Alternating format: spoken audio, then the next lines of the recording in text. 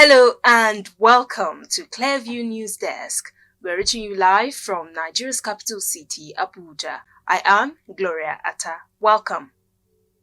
You cannot be higher than any government.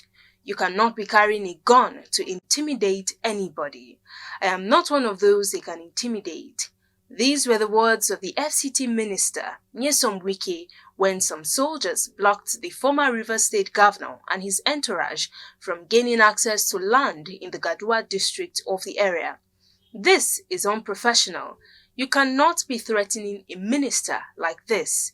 One of the officials accompanying Wike told the gun-wielding soldiers as the minister and his team tried to gain access to the land. The minister, unhappy over the development, questioned the actions of the military officers, saying no one is above the laws of the land. Wike questioned the development of the land, alleging that due process was not followed. Despite the minister's threat, the military officers maintained they would not vacate the land as they are working based on directives given to them by a former chief of naval staff. We cannot continue to add in this impunity. Where the approval even to people. You cannot continue this way. This country cannot continue along this line. How can that man at his level, even if he has a problem, he cannot reach me and say, look, I'm sorry, see what I have. You will send soldiers to intimidate who? We are all from this country. And this is government. You cannot be higher than any government. You cannot be carrying gun to intimidate people to not to do their work. Let me tell you, if not government, you was the first staff who spoke to me here, you could have killed everybody here. No problem. I'm not one of those that they can intimidate. On the contrary, I'm doing my job. Sir, we are not intimidating anybody. That's what you're doing. The civilian, the engineer mobilized to site, and then staff or workers of SCDA look at the No, listen now. That is the threatening them. And that was when the admiral gave the order. He cannot give order against government. Because the papers are complete and he said it's submitted. Are you the one? Listen, you know the police one. Are you the one that will say paper? What will show me that you are good? First of all, show me that government gave you this place. Show me that you have an approval to build what you are building. It has nothing to do with I'm a vice admiral, I'm a lieutenant general. That is not it. We must work according to law. We must work according to law. As an officer, nobody does that. We did not carry anybody. The man took that. We will not allow because he was chief of naval staff, and then for you to carry land. Sir, everything was acquired legally. Will you stop that? Get Will you stop that? Sir, I'm an officer, have integrity. Shut up, your man, good officer. I will not shut up. Will you get out? Sir, I won't shut up. Sir, I was in school, you're not in school. Sir, you can't shut Will me you keep quiet? You can shoot anybody like that. Sir, I'm not a fool. Who are you? I am not a fool, sir. As at the time I graduated, you were in primary school. I'm acting on orders. Take for which order? You will see whether you will not be here. Sir, you can't call me a fool. I'm an officer. I'm not a fool. I'm an officer. You will have killed everybody here. No, we won't kill anybody. We won't kill anybody. We are acting on orders.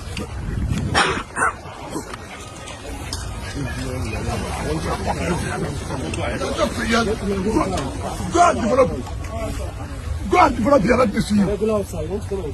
We are going to get out.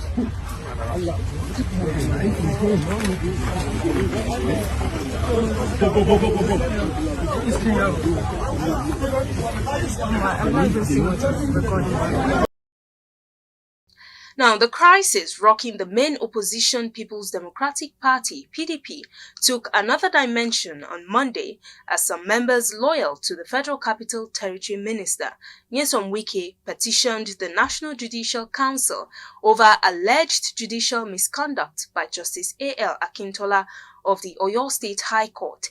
The petition was written by Honorable Austin Nwachukwu, Honorable Ama Abraham Nnanna, and Turner Alaba George, who had earlier taken the Umar Damagum-led National Working Committee to court in a bid to stop the convention. The petition seen by Clearview News Desk was dated November 5th, 2025 and acknowledged by the office of the Chief Justice of Nigeria on November 6, 2025. The petitioners accused Justice Akintola of the Oyo High Court of judicial recklessness, impunity, and flagrant violation of established legal processes. They argue that Justice Akintola's action amounted to sitting on appeal over a judgment of a court of coordinate jurisdiction, describing it as a breach of judicial order and a threat to the rule of law.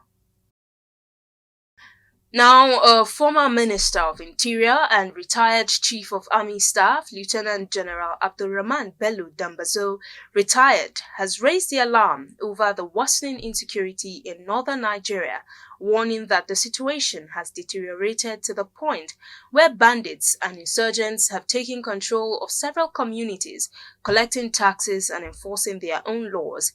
Dambazo, who spoke on Monday at the first Media and Security Summit held in Kebbi State, said insecurity in the region has persisted for over 2 decades, claiming thousands of lives and displacing millions without decisive action from government authorities. The summit, themed Existential Threats and National Security, drew top northern leaders, including the Sultan of Sokoto, Alhaji Muhammad Sa'ad Abubakar III, and the governors of Nasarawa and Kebbi states. The retired general urged northern governors to stop over-reliance on federal allocations by establishing ministries of mineral resources in their states and working with relevant federal agencies to harness natural resources, create jobs, and reduce poverty, which he identified as one of the root causes of insecurity.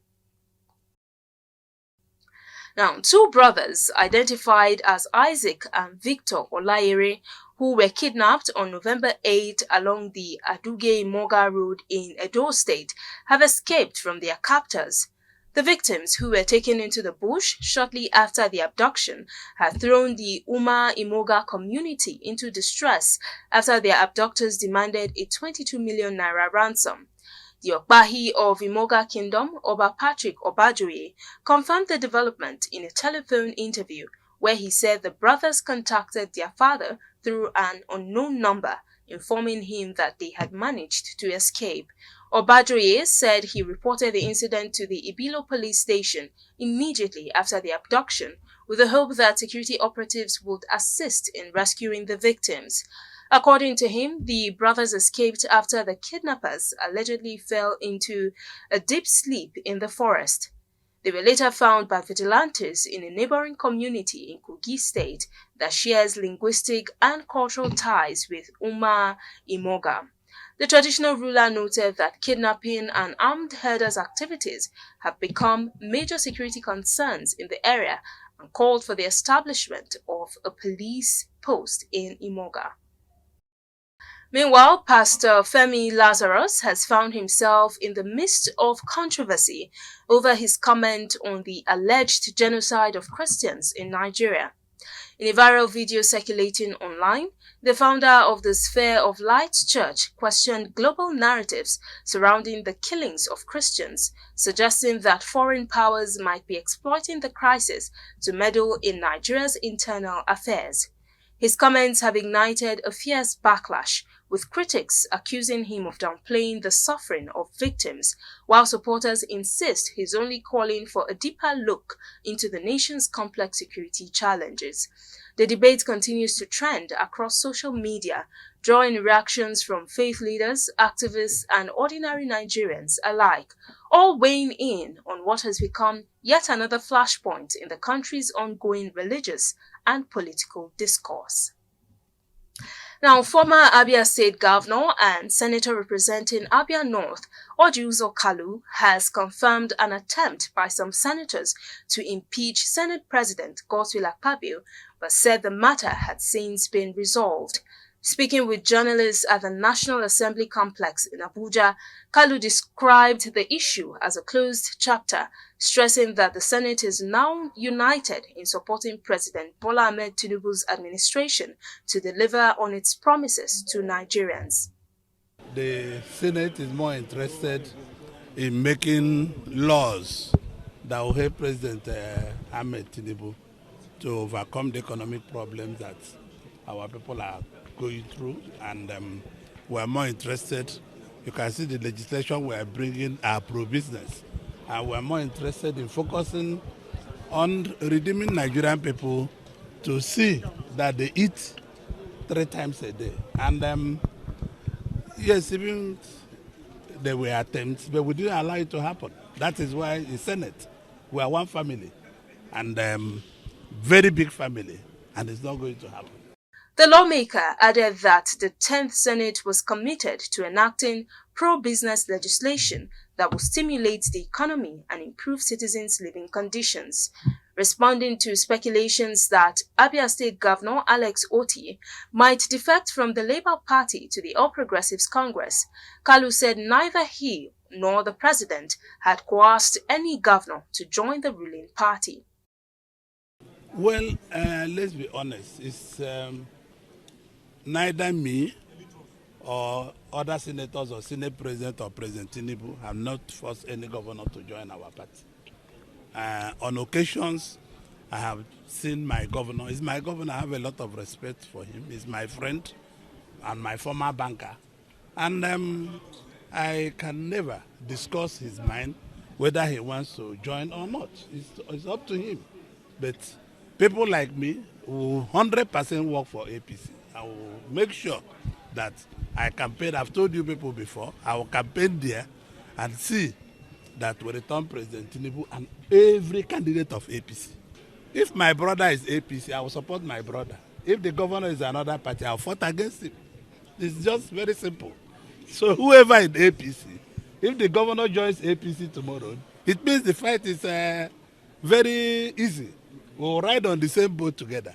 But if the governor is in another party, there is a party business. After that, we'll become friends as we were. I will fight for APC, whoever carries the flag.